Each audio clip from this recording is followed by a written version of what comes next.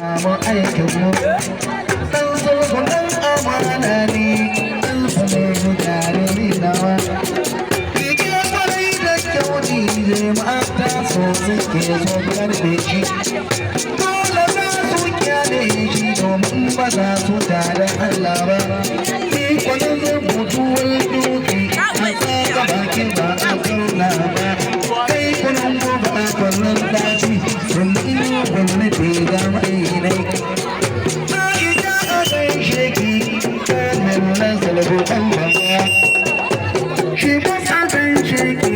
kanin nan salabo ɗan kyauta gobe ina ga ina kan sun tuba larabar cikin kyautarsawa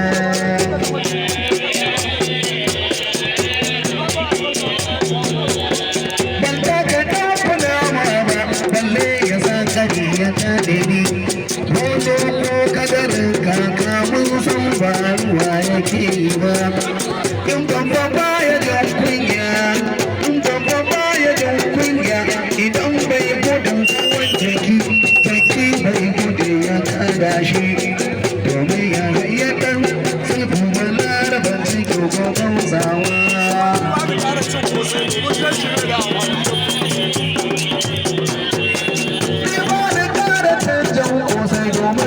shi bai da amfani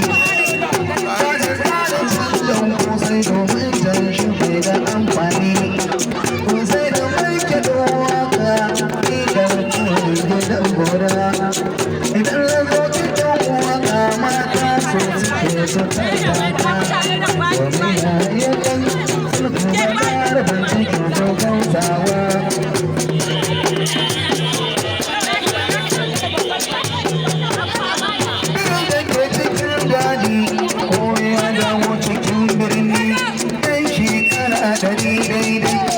wallahi baya wayewa kowa ya sani ba kawai ne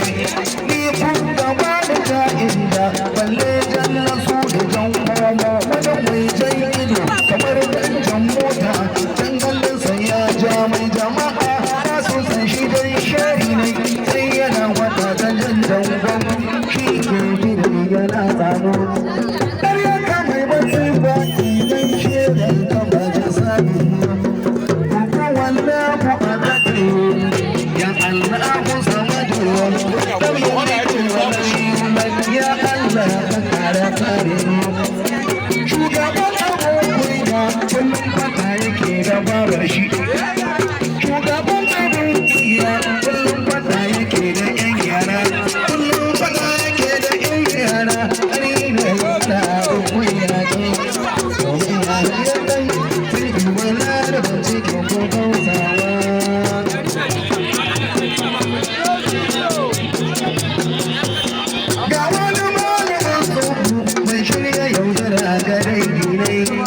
ashe ba malami ne ba neman mata yake kawani ne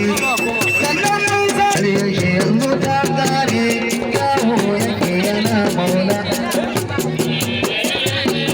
ni dan sulhu dan al'ada ne dan sulhu mai halarci ne ka san zaman amanar mu zo zuwa mu zauna tushen tuwo da kuɗiya da ban da nake da koda ne dan ba mai ganda mu aikin mu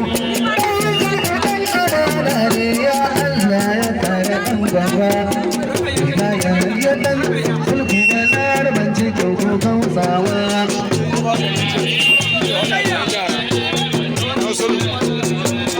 wannan abun kunya dan sulhu bayan aina kai ya kyauta dai wallan tana